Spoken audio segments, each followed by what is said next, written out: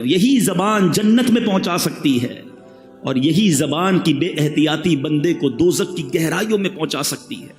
ایک بار نبی پاک علیہ الصلوۃ والسلام سے سوال کیا گیا کہ حضور آپ میرے لیے سب سے زیادہ خطرناک اور نقصان دہ چیز کسے قرار دیتے ہیں؟ ہمارے ایک صحابی نے پوچھا حضور میرے بارے میں اب سب سے زیادہ خطرناک نقصان دہ چیز کسے فرماتے ہیں؟ آقا علیہ الصلوۃ والسلام نے اپنی زبان مبارک پکڑ کر ارشاد فرمایا اسے۔ ذرا غور کیجئے، it's not a normal thing. آپ دیکھیے اللہ نے ہر چیز کے لیے ہمیں دو چیزیں دی ہیں، دو پارٹس دیے ہیں، ہاتھ دو ہیں، کان دو ہیں، آنکھیں دو ہیں، پیر دو ہیں، زبان ایک ہی دی ہے، اس کے بھی 32 پہرے دار ہیں، مگر بندہ اس کا پہرا توڑ کر بھی رب کی نافرمانی کر جاتا ہے۔ غور کیجئے، کہا جاتا ہے کہ جو عقل مند ہوتا ہے نا اس کی زبان دل کے پیچھے ہوتی ہے، پہلے وہ سوچتا ہے کہ بولوں یا نہ بولوں، پھر بولتا ہے، اور جو بے وقوف ہوتا ہے نا اس کی زبان دل سے آگے ہوتی ہے، وہ پہلے بول کے بعد میں سوچ رہا ہوتا ہے کیا کہہ دیا۔ اللہ سلامت رکھے میرے شیخ طریقت ابیر اہل سنت کو، ان کا شاندار نعرہ ہے، مدنی چینل پر آپ نے سنا ہوگا، پہلے تولو بعد میں بولو، کیونکہ بولنے کے بعد آپ کئی بار پچھتائے ہوں گے کہ یار نہیں بولنا تھا، غلط بول گیا یار، اس کا دل ٹوٹ گیا، ناراض ہو گیا، جھگڑا ہو گیا، پارٹنرشپ ختم ہو گئی، ڈیل کینسل ہو گئی، گھر ٹوٹ گیا۔ یہ ساری چیزیں کس سے ہو رہی ہیں؟ یہ زبان سے ہو رہی ہیں۔ گھر میں جھگڑے، طلاقیں، جھگڑے، ناراضگیاں، غیبتیں، یہ زبان ہی تو ہے۔ اور اگر بندہ پہلے سوچ لیتا بولنے سے پہلے، قرآن کہہ رہا ہے اے ایمان والو اللہ سے ڈرو اور سیدھی بات کہو۔ اے میرے میٹھے اسلامی بھائیوں، وی ہیو ٹو انڈرسٹینڈ، اللہ نے یہ بہت بڑی نعمت دی ہے، زبان آفت نہیں ہے، زبان کتنی بڑی نعمت ہے۔ ذرا ایک تھوڑا سا 30 سیکنڈز کا پریکٹیکل سب مل کے کرتے ہیں۔ کہیے سبحان اللہ، زور سے کہیں، یہ در و دیوار گواہ ہو جائیں۔ سبحان اللہ، کہیے الحمدللہ، اب کہیے اللہ اکبر۔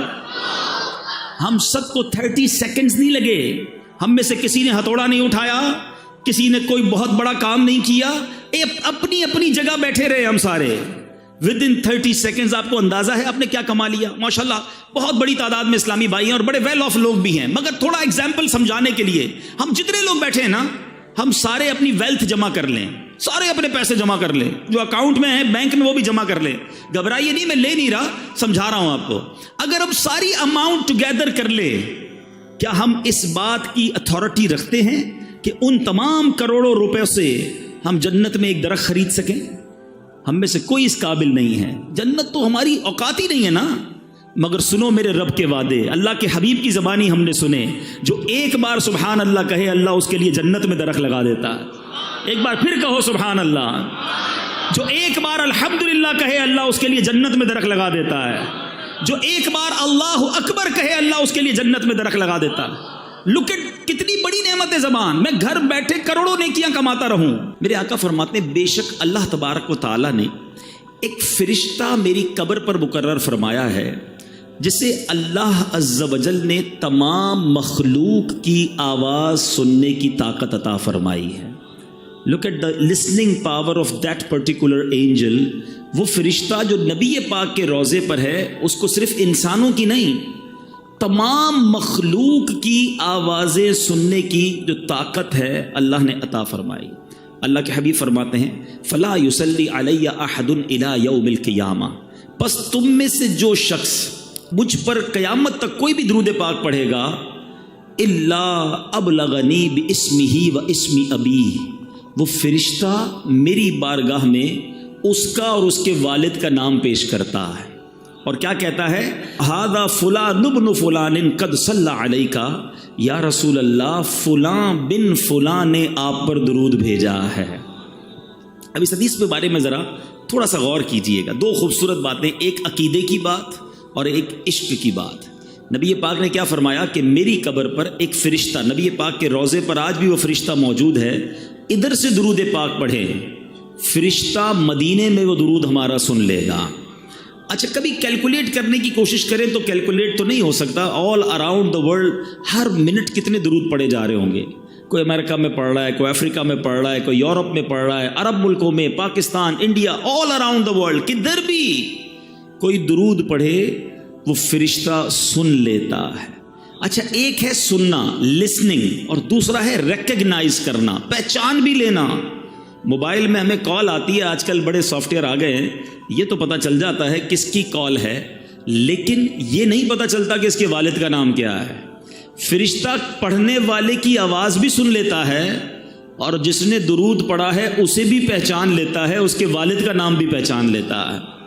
اب بڑی آسان سی بات ہے, آپ سب ماشاءاللہ پڑھے لکھے لوگ ہیں اور ویل آف لوگ ہیں.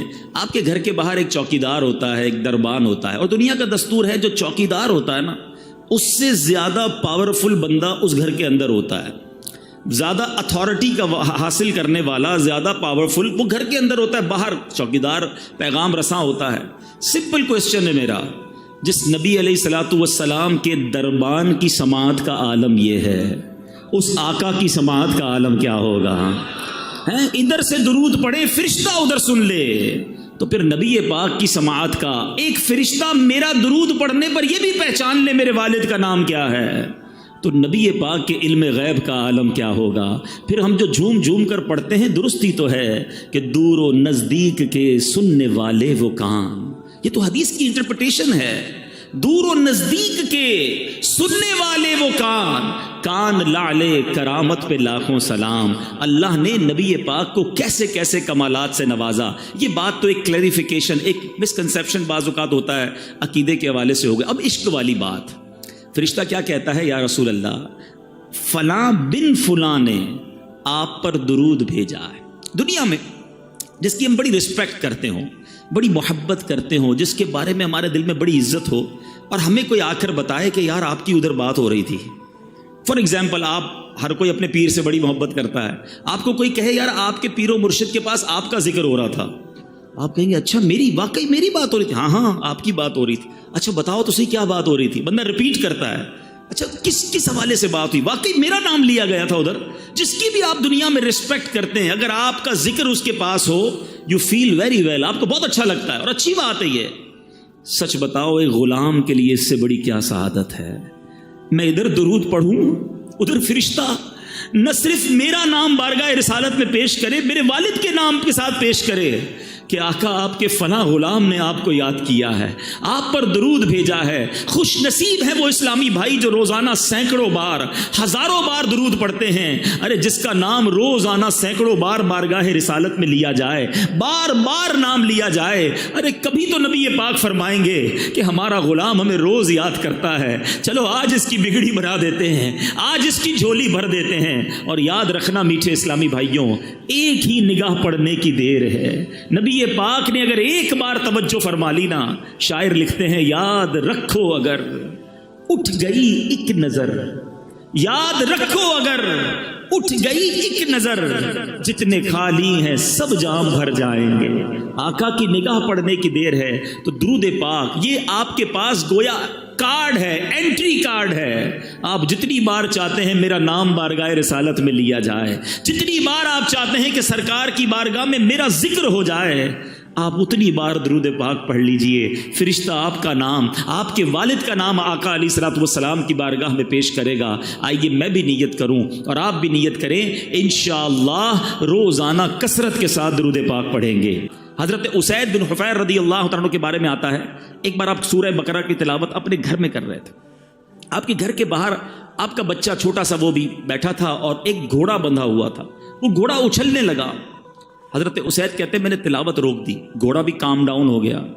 دوبارہ تلاوت کی, دوبارہ گھوڑا اچھلنے لگا. آپ کہتے ہیں مجھے ڈر لگا یہ گھوڑا بچے کو نہ تکلیف پہنچا دے. پھر میں نے قرآن پڑھنا روک گیا, پھر گھوڑا کام ڈاؤن ہو گیا. تھرڈ ٹائم کہتے ہیں میں نے تلاوت کی, پھر گھوڑا اچھلنے لگا. میں نے سوچا بچے کو اٹھا لیتا ہوں. باہر صحن میں جب بچے کو اٹھانے آیا, حضرت اسید کہتے ہیں میں نے آسمان کی طرف دیکھا, آسمان پر جیسے ابھی آپ کو فانوس نظر آ رہے ہیں, کہتے ہیں عجیب و غریب کمکمے فانوس تھے, لیمپس تھی. میں حیران ہو گیا, پورا آسمان بھرا ہوا تھا. میں بچے کو لے کر اندر آ گیا.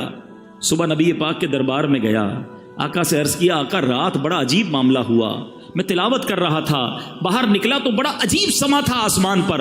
اللہ اکبر. سنیے نبی پاک نے کیا فرمایا. آقا فرماتے جس کا مضمون ہے اے اسید وہ فرشتے تھے جو تمہاری تلاوت سن کر زمین پر آ رہے تھے, اگر تم تلاوت جاری رکھتے تو صبح سارے شہر والے فرشتوں کی زیارت کر لیتے. یعنی تلاوت قرآن فرشتوں کا نزول کا سبب ہے. ہم لیکن کتنا تلاوت کرتے ہیں؟ آج بہت بڑی تعداد میں یہاں عاشقان رسول موجود ہیں.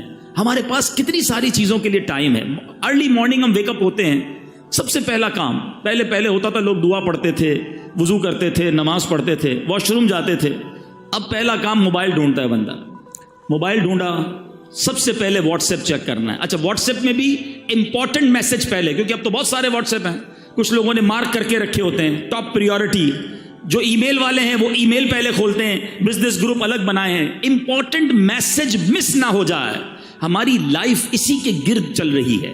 جتنا امپورٹنٹ ہمارا کانٹیکٹ ہے, کسٹمر کی ای میل مس نہ ہو, فیملی کے میسیجز مس نہ ہو, کوئی بڑا زبردست ہمارا دوست ہے اس کا میسج مس نہ ہو, سب سے پہلے رپلائی دیتے ہیں اس کو. میں آپ سے پوچھنا چاہتا ہوں, آپ کو سارے پیغامات کی فکر ہے, قرآن کس کا پیغام ہے؟ قرآن اللہ کا پیغام ہے. کیا ہمارے پاس قرآن کے لیے ٹائم نہیں ہے؟ قرآن سیکھنے کے لیے ٹائم نہیں ہے؟ قرآن پڑھنے کے لیے ٹائم نہیں ہے؟ کیا میں اور آپ اللہ کو قیامت کے دن یہ جواب دے سکیں گے کہ مالک کریم بڑی بیزی لائف تھی, بزنس بھی تھا, فیملی بھی تھی, قرآن کے لیے ٹائم نہ ملا؟ نہ کرے میرے میٹھے اسلامی بھائیوں ایسا.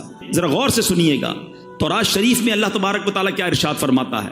فرماتا ہے, اے بندے کیا تجھے مجھ سے حیا نہیں آتی؟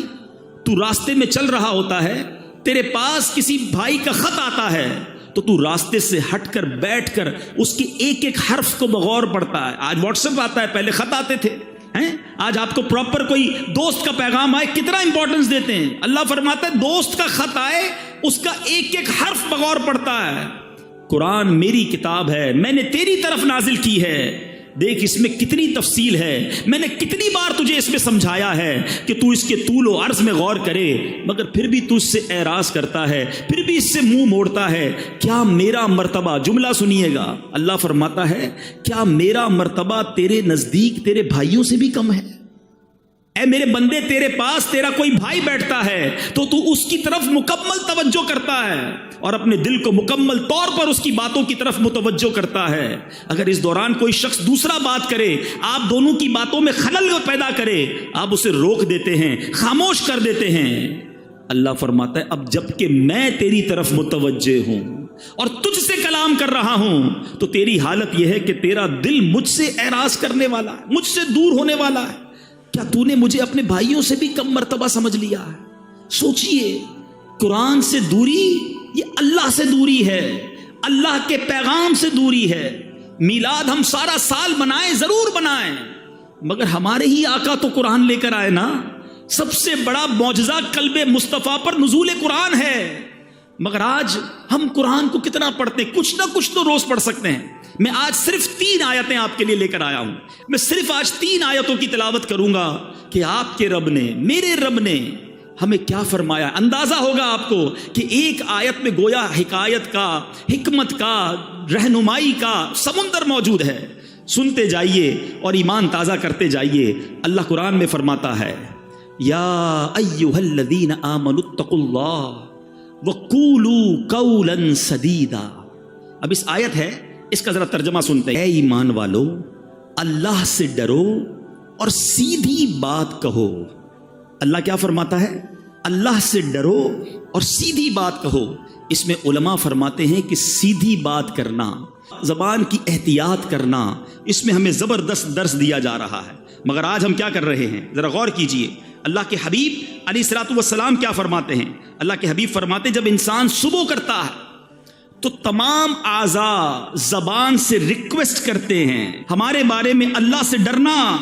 اگر تو ٹھیک رہی تو ہم بھی سیدھے رہیں گے, اور اگر تو ٹیڑھی ہو گئی تو ہم بھی ٹیڑھے ہو جائیں گے. نبی پاک علیہ الصلوۃ والسلام کو اللہ نے کیسی اتھارٹی دی. ہم ساری چاہتے ہیں جنت میں جائیں, but nobody have guarantee to go in heaven. ہم میں سے کسی کے پاس یہ گارنٹی نہیں ہے کہ ہم جنت میں جائیں گے کہ نہیں. مگر دیکھو میرے رب نے اپنے حبیب کو کیسا اختیار دیا. اللہ کے حبیب نے گارنٹی دی ہے. سنو بخاری کی حدیث, میرے آقا فرماتے ہیں کہ اگر تم مجھے دونوں جبڑوں اور دونوں ٹانگوں کے درمیان والی چیز کی حفاظت کی ضمانت دو, میں جنت کی ضمانت دیتا ہوں. زبان کی اور شرمگاہ کی, یہ 2 چیزیں ایسی ہیں جس میں ہمیں احتیاط کرنی ہے. ایک اور حدیث پاک میں آقا فرماتے سب سے زیادہ جنت میں لے جانے والے عمل حسن اخلاق ہے، اللہ سے ڈرنا ہے. اور جہنم میں سب سے زیادہ لے جانے والا اگر کوئی عمل ہے تو وہ منہ ہے اور شرمگاہ ہے. یا تو پرائیویٹ پارٹس کا غلط استعمال یا اپنی زبان کا غلط استعمال. اللہ کے حبیب فرماتے ہیں، سنو میرے نوجوانوں جو ٹیلی فون پر دیگر جگہ دوستوں میں بیٹھ کر گندی باتیں فحش گوئی کرتے ہیں، اللہ کے حبیب فرماتے ہیں جس کا مضمون ہے اس بندے پر جنت حرام ہے جو فحش کلامی کرتا ہے. یہ زبان بڑی آسانی کے ساتھ جہنم میں پہنچا سکتی ہے. خدا را سمجھیے، دیکھیں نا ایمان کا تعلق کس سے ہے. زبان سے کلمہ پڑھ لے کوئی شخص، ساری زندگی کفر میں ہو، کلمہ پڑھے دل کی تصدیق کے ساتھ، وہ کفر سے ایمان میں آ جائے گا. لیکن یہی مسلمان اگر کفریہ کلمہ بک دے، اللہ ہمارے ایمانوں کی حفاظت فرمائے، مگر یہ بے باکی، یہ جو ہے نا جو منہ میں آیا بڑھ بڑھ کری جانا، بولی جانا، دوستوں کو ہنسانے کے لیے جھوٹ بولنا، لطیفے سنانا، چٹکلے سنانا، ہمیں اس لیے زبان نہیں دی گئی ہے کہیں ایسا نہ ہو کہ کوئی ایسا جملہ زبان سے نکل جائے کہ اللہ ناراض ہو جائے اور جہنم مقدر بن جائے. پلیز، قرآن کہہ رہا ہے اے ایمان والو اللہ سے ڈرو اور سیدھی بات کرو. ایک اور آیت قرآنی پیش کرتا ہوں. میں نے جس طرح بیان میں کہا میں آج آپ کو صرف 3 آیتیں سنانے آیا ہوں، لیکن آج ایک وعدہ لے کر جانا ہے کہ آج انشاءاللہ ہم یہ جذبہ لے کر جائیں گے کہ اب قرآن سے کنیکشن مضبوط کریں گے، اب قرآن پڑھنے والے اور سمجھنے والے بنیں گے. قرآن سے دور رہ کر زندگی اچھی نہیں. اللہ قرآن میں ارشاد فرماتا ہے، اگلی آیت اللہ فرماتا ہے یا ایھا الذین آمنوا اتقوا اللہ وکونوا مع الصادقین. ترجمہ سنیے، اے ایمان والو اللہ سے ڈرو اور سچوں کے ساتھ ہو جاؤ. سچوں کے ساتھ ہو جاؤ. اس آیت میں 2 باتوں کی ہمیں زبردست ترغیب دی جا رہی ہے، ایک سچ کی اور دوسری اچھی کمپنی کی، کہ ہمارا اٹھنا بیٹھنا، ہماری دوستیاں، ہماری گیدرنگز کیا ہونی چاہیے. سچ کی جہاں تک بات کریں، بزرگ بیٹھے ہیں، پہلے کیا ہوتا تھا، پہلے لوگ کہتے ہیں یار بندہ کبھی کبھی جھوٹ بول دیتا ہے، مگر آج ایسا فیل ہوتا ہے کہ بندہ کبھی کبھی سچ بولتا ہے. اتنا جھوٹ ہو گیا عام، اتنی عادت خراب ہو گئی، ہر بات میں جھوٹ، مذاق میں جھوٹ، ہم اس کو کوئی گناہ ہی نہیں سمجھتے. بچے کے سامنے جھوٹ بول دیا، کاروبار میں جھوٹ بول دیا، دوستوں میں بیٹھے خواہ مخواہ جھوٹ بول دیا، ساری دنیا گھما دی دوستوں کو، ادھر بھی گیا تھا ادھر بھی گیا تھا. بھائی نہیں گئے تھے تو کیا ضرورت ہے بولنے کی؟ آپ کے پاس نہیں ہے اتنا مال و دولت تو کیا ضرورت ہے اپنی تمام چیزوں کو بڑا کے بیان کرنا. خدا را سمجھیے، بعض اوقات کوئی فائدہ بھی نہیں ہوتا، پھر بھی بس خواہ مخواہ جھوٹ بولنا، کدھر گئے تھے تو ادھر گیا تھا، نہیں گیا تھا. نہ کریں ایسا. خدا را اللہ تعالیٰ کو سخت ناپسند ہے، جھوٹ اسلام میں سخت ناپسندیدہ ہے. بلکہ ایک اور آپ کو بات بتاؤں، جھوٹ ایسا جرم ہے جو صرف اسلام میں نہیں، دنیا کے تمام ریلیجنز میں، کسی مذہب میں جھوٹ پسندیدہ نہیں ہے. کسی نیشن کے اندر، دنیا کی کسی قوم میں جھوٹ پسندیدہ نہیں ہے. مگر افسوس یہ ہے کہ جو اسلام سچ لے کر آیا، آج مسلمان کہلانے والا جھوٹ بولتا ہے. آقا کون ہے؟ سیدی اعلیٰ حضرت لکھتے ہیں سچی بات سکھاتے یہ ہیں.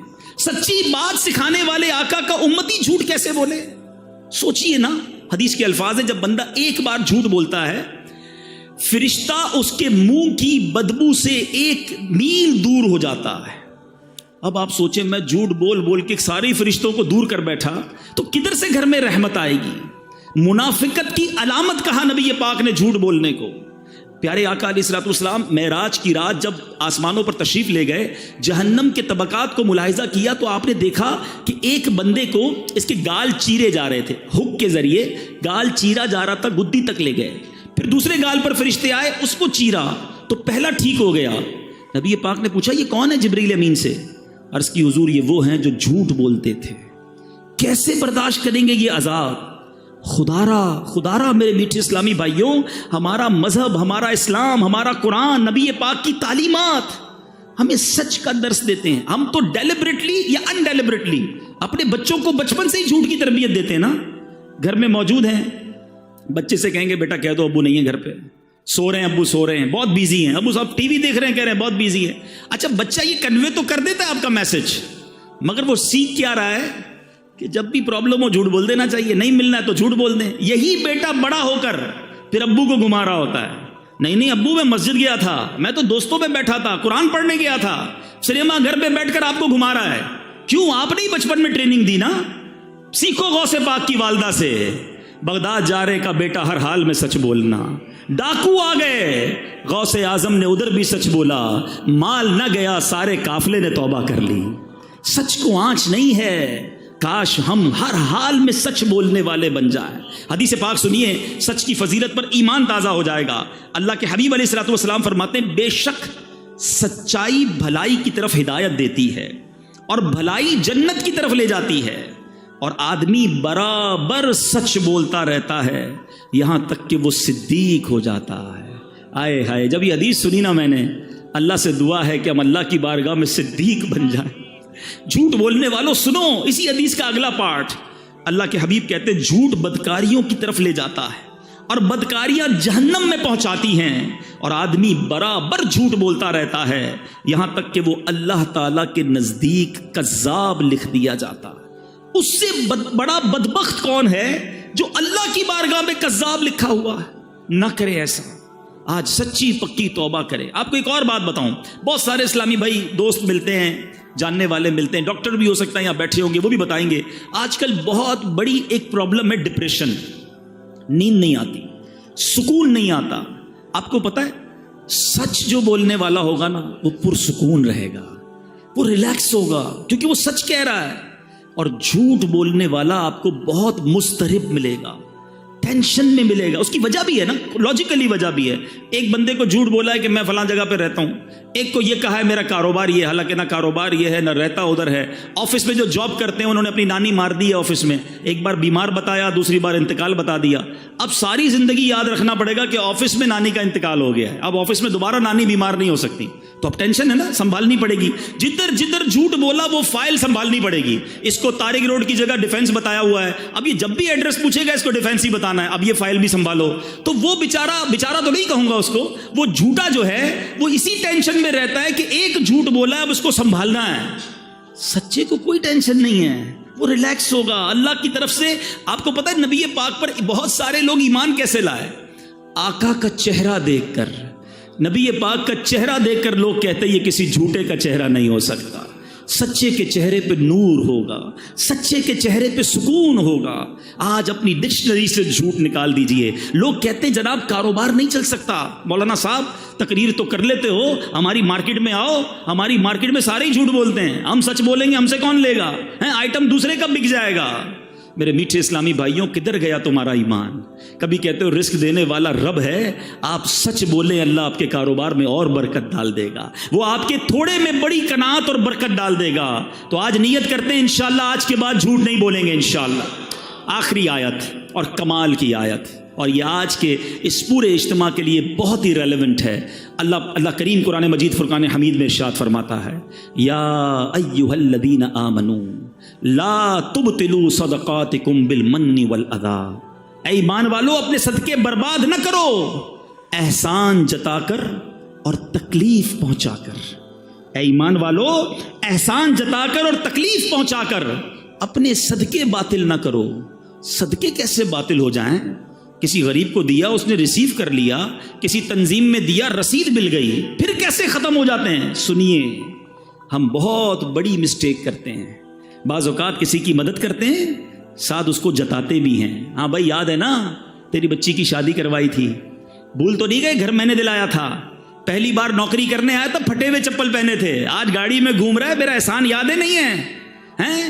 جب تمہیں بیرون ملک جانا تھا ویزا میں نے لگا کے دیا تھا، پہلا لون مجھ سے ہی پاس کروایا تھا۔ استغفر اللہ، ذرا سوچیے اس غریب کا کیا حال ہوتا ہوگا جس کو یہ شخص جتا رہا ہے، کیا وہ خوش ہوتا ہوگا؟ آج سے 4-5 سال پرانی بات ہے، علاقہ نہیں بتاؤں گا، ایک صاحب سے یہ مجھے ملانے لے گئے، بہت بڑی شخصیت بتاتے تھے، بڑا گھر تھا، ہم بیٹھے گارڈن کے اندر، چائے لے کر ایک ملازم آیا، میں وہ واقعہ بھولتا نہیں ہوں، جب بھی میں یہ بیان کرتا ہوں مجھے وہ نوکر بیچارہ چائے لے کر آنے والا یاد آ جاتا ہے۔ وہ چائے لے کر جب آیا نا تو جو سیٹھ صاحب تھے وہ مجھے کہتے ہیں، حالانکہ میری پہلی ملاقات، میری کوئی پرانی سلام دعا نہیں ہے، مجھے کہتے ہیں یہ میرا ملازم ہے، میں نے اس کی بچی کی شادی کرائی اور اس کی بچی کو گھر بنا کے دیا، پوچھو اس سے، مجھے کہتے ہیں۔ اب یقین کریں میں شرم سے پانی پانی ہو گیا، میں نے کہا یار یہ ملازم کیا سوچ رہا ہوگا اس وقت، اور نہ جانے اس بندے نے کتنے لوگوں کو یہ گنوایا ہوگا۔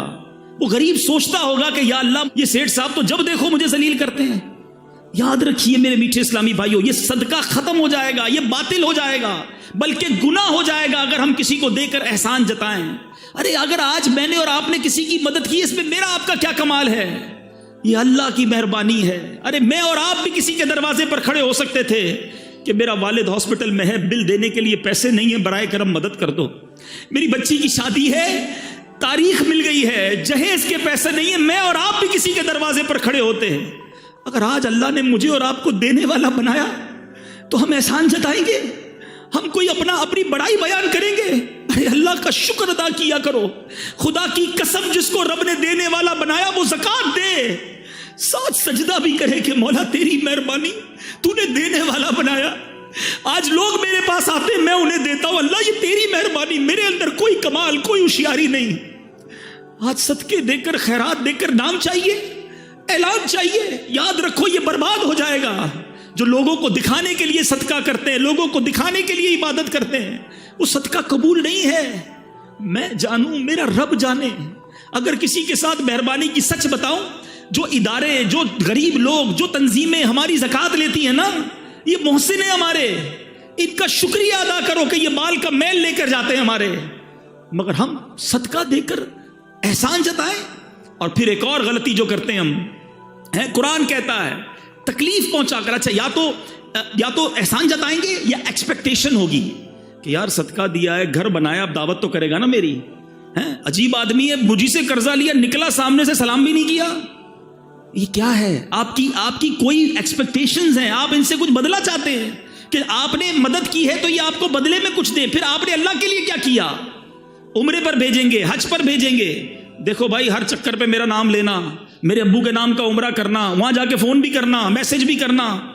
ارے اللہ کے بندے، آپ یہ کیا کر رہے ہیں؟ آپ بھول جائیں دے کر، آپ جانیں، آپ کا رب جانے، وہ کچھ بھی نہ کرے نا عمرے پہ جا کر، ہر قدم پر آپ کو نیکی ملنی ہے۔ اللہ کی رضا کے لیے کام کرنا سیکھیے میرے میٹھے اسلامی بھائیوں۔ بہت ساری بڑی تعداد میں یہاں پر اسلامی بھائی ہیں، میں سب سے ایک کوسچن آج چھوڑ کے جانا چاہتا ہوں، میں بھی اس پہ بارے میں غور کروں۔ ایسی کتنی نیکیاں ہیں میرے پاس، اور ایسی کتنی نیکیاں ہیں آپ کے پاس جو فقط میں جانوں اور میرا رب جانے؟ اپنے بارے میں چیک کر لو، ہم سارے چیک کر لیں۔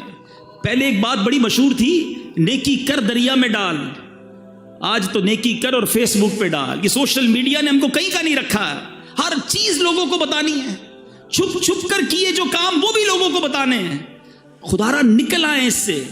کیوں بتاؤں کہ میں نے کتنے عمرے کیے، کتنے حج کیے، کتنے روزے رکھے؟ اگر کوئی تہجد پڑھتا ہے بڑی بات ہے، مگر بتانے کی جلدی کیوں ہے؟ نہ کریں ایسا۔ پرانی 15 سال پرانی نیکیاں لوگوں کو یاد ہیں۔ کل جھوٹ بولا تھا یاد ہے، آج صبح آنکھوں نے حرام دیکھا وہ یاد، اس پر توبہ کر لیا آپ نے؟ جو آپ لوگوں کو بتا رہے ہیں کہ میں نے اتنے سال پہلے حج کیے اور عمرے کیے اور مسجد بنائی اور فلاں بچیوں کی شادیاں کرائیں۔ خدا را اپنی نیکیوں کو چھپانا سیکھیے۔ اخلاص کی تعریف پتہ ہے کیا ہے؟ علماء فرماتے ہیں اخلاص کی ڈیفینیشن یہ ہے کہ جس طرح بندہ اپنے گناہوں کو چھپاتا ہے۔ آپ میں سے کوئی ہے جو چاہے میرے گناہ لوگوں کو پتہ چل جائیں؟ کل میں نے یہ گناہ کیا، یہ غلطی ہو گئی، کوئی نہیں چاہتا، چھپاتے۔ فرمایا جس طرح گناہ کو بندہ چھپاتا ہے اس طرح اپنی نیکیوں کو چھپائے۔ اللہ کرے کہ یہ عادت نصیب ہو جائے، اللہ کرے کہ اللہ کی رضا کے لیے عبادت کرنا نصیب ہو جائے۔ یہ میلاد بھی جو ہے نا بہت اچھی بات ہے، ضرور منانا چاہیے۔ یہ میلاد بھی اللہ کی رضا کے لیے ہو۔ اگر اس لیے میلاد منایا کہ لوگوں میں واہ واہ ہو، ثواب نہیں ملنا، اور اس لیے ہو کہ اللہ راضی ہو جائے، اللہ کے حبیب راضی ہو جائیں، ان کا چرچا اور بلند ہو، آپ کی مال میں، کاروبار میں برکتیں شروع ہو جائیں گی، مگر نیت اچھی ہو۔ اب آخری بات، شیطان اتنا مردود ہے، ابھی میں جو بیان کر رہا ہوں نا، اب اس بیان کے دوران بھی شیطان جو ہے وہ خیال یہ لا رہا ہوگا کہ یار یہ صحیح کہہ رہے ہیں، وہ فلاں بندہ ہے نا وہ بڑا ہی لوگوں کو دکھا کر چندہ دیتا ہے، فلاں جو ہے نا وہ بڑا ریاکار ہے، دکھلاوے والا، ہمیں کوئی اور یاد آ رہا ہے، بیان سن رہے ہیں بندہ کوئی اور یاد آ رہا ہے۔ اور اللہ کے بندوں، ہمیں کسی اور کے بارے میں نہیں سوچنا، اپنی اصلاح کرنی ہے۔ اپنے بارے میں سوچیں کہ میرے اندر اگر یہ ہے کہ میں دوسروں کو بتاؤں میں کیا کیا کرتا ہوں، تو پھر اپنا علاج کرے۔ دوسروں کے بارے میں وی ہیو نو پیرامیٹر۔ اگر مثال کے طور پہ کوئی بندہ چندہ دیتے وقت، نیکی کرتے وقت لوگوں کو بتاتا ہے، ہم یہ کوئی ہمارے پاس پیرامیٹر نہیں ہے کہ ہم کہیں کہ یہ ریاکاری کر رہا ہے، یہ دکھلاوا کر رہا ہے، وہ جانے، اس کا رب جانے۔ انما الاعمال بالنیات، مثال دیتا ہوں، ادھر آ کر کوئی بندہ اعلان کرتا ہے کہ بھائی میں 1,00,000 روپے مسجد میں دیتا ہوں، کیا پتہ اس کی نیت یہ ہو کہ سارے لوگ سنیں یہ بھی دیں، ثواب ملے گا اسے. یہ اعلان ریاکاری نہیں، دکھلاوا نہیں. ہاں اس لیے کرے کہ جناب ساری دنیا میں واہ واہ ہو جائے، سب کہے میں کتنا بڑا سخی ہوں، تو یہ عمل گناہ ہو جائے گا. انما الاعمال بالنیات. ہم کسی پر فتویٰ نہ لگائیں. میں آج اپنی اور آپ کی اصلاح کے لیے آیا ہوں. سارے اسلامی بھائی، اسلامی بہنیں اپنے بارے میں سوچیں کہ ہم کدھر کدھر یہ مسٹیک کر جاتے ہیں، اور اگر ایسا ہے تو اس عادت سے نکل آئیں. معذرت کے ساتھ یہ عورتوں میں بہت زیادہ ہے. کسی رشتہ دار کی مدد کر دی، اب گھما پھرا کے کسی بھی طریقے سے، کسی بھی بہانے سے اس کے سامنے یہ بات، یا تو اس کے سامنے کرنی ہے، اس کی پیٹھ پیچھے کرنی ہے کہ ہم نے جناب اس کا یہ کام کر دیا.